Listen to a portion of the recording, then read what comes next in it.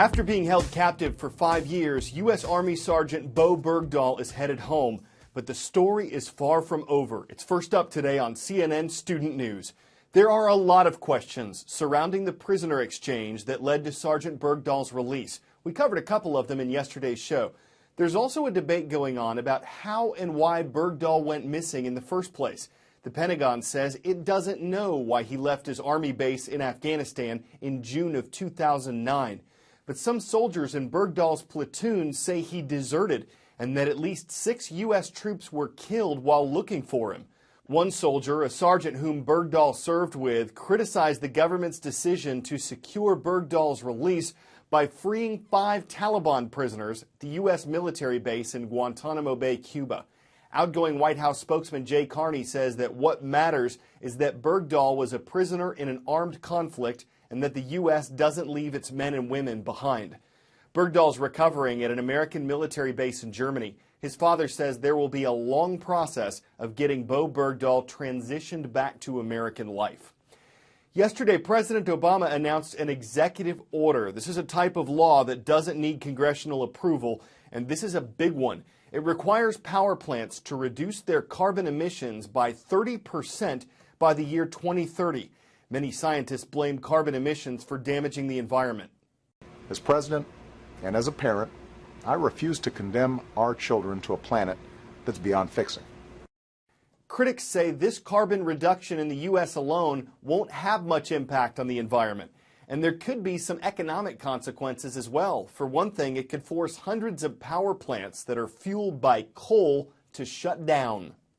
The administration has set out to kill coal and its 800,000 jobs.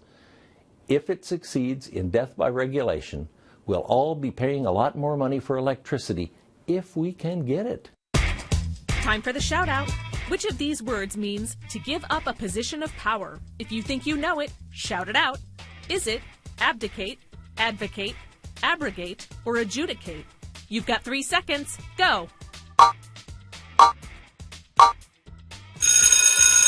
Tough one today. But when a king steps down from his throne, for example, he is abdicating it. That's your answer, and that's your shout out. Almost 40 years after he was crowned, King Juan Carlos I of Spain says it's time to abdicate, to hand over the throne to a new generation that can take on the challenges of tomorrow. Spain is a parliamentary monarchy. The king's role in government is mostly ceremonial. He doesn't set policy for Spain. King Juan Carlos himself is part of the reason for that. He helped transition Spain back to democracy in the late 1970s. In general, he's been a popular king, but his reputation took a hit in 2012 when he went on a luxurious hunting trip as the Spanish economy was in a deep recession. So who will be Spain's new king? That honor will go to Crown Prince Felipe. Juan Carlos says his 46-year-old son has the maturity, the preparation, and the sense of responsibility needed to serve as king. We told you yesterday about volunteers for a planned trip to Mars, which may or may not take off in the years ahead. But it was only 100 years ago that the first commercial flight got off the ground, or off the water. It was from St. Petersburg to Tampa, Florida. Airline transportation has soared a long way since most planes had 2 sets of wings.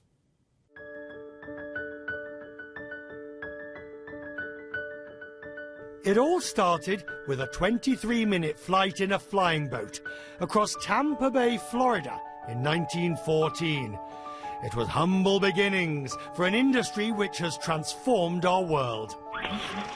Then the mayor of St. Petersburg paid $400, worth $9,000 in today's money, for the privilege of becoming the world's first paying passenger. Scheduled commercial flights were born. What the Wright brothers started, others continued. Alcock and Brown, the Gypsy Moth. These are the machines that helped create an industry which today is worth trillions of dollars. Think about it. 8 million of us each day get on a plane and take to the skies. Some 3 billion journeys were taken last year. And with those trips went the hopes and dreams of deals to be done, families to be reunited, ambitions to be realized.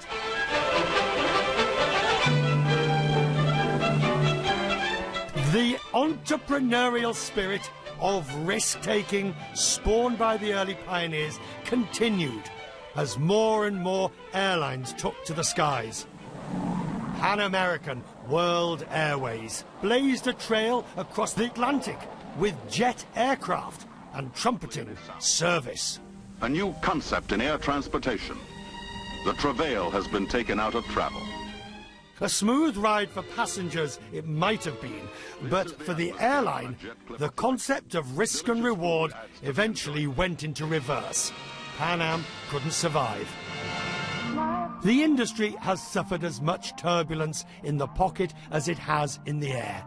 American Airlines is another example of risk and reward.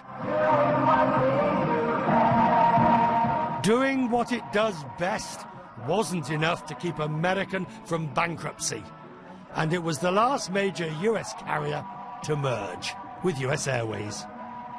Aviation has always been at the heart of big dreams. Today's mechanical birds are a century away from that airboat which crossed Tampa Bay. But there's one thing that everyone still shares. They balance the risk and the rewards.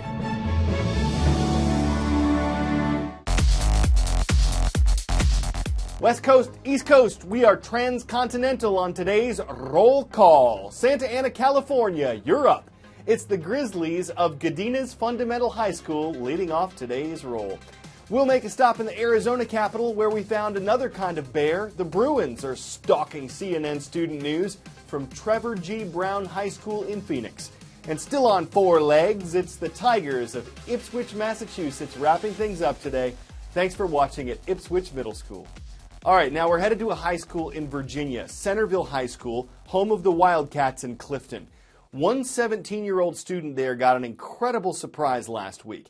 It was part of an invitation to prom, and you can see there were RG3 reasons why he couldn't say no.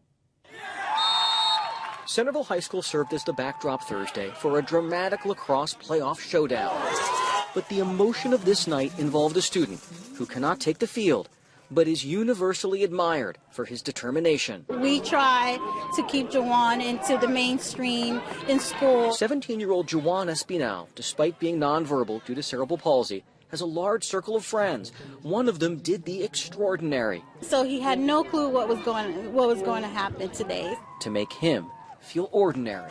We're not to Juwan yet. The people hiding behind this banner lured Juwan to the game for a remarkable surprise. It reads, "I know I'm not as cool as RG3, but will you go to the prom with me?" What is that right there? And out popped the Washington Redskins star quarterback, RG3, Juwan's favorite player, who came to help classmate Morgan Assell ask her friend the big question. Juwan, will you be my prom date? Juwan, who can say yes or no, of course, said yes, and then was thrilled Juwan, you gotta say cheese. to take selfie after selfie with one of his heroes. You can tell he's filled with life. We make time in our schedules for stuff like this because it's so worth it. I'm just really excited and I'm really grateful that RG3 came to help Juwan. Sorry. It just means a lot that people are willing to do this for him because he's such a special person. Most 21-year-olds do not or cannot run a marathon. Harriet Thompson is 91, and she just did. Next time you think you can't do something, think of Mrs. Thompson. She's overcome oral cancer. She's battling skin cancer. She just defeated 26 miles in just over 7 hours, and she set a record in doing it. For women aged 90 and up, Thompson broke the previous marathon record by 2 hours and 45 minutes. She's also been married for 67 years, so she knows a little something about going the distance.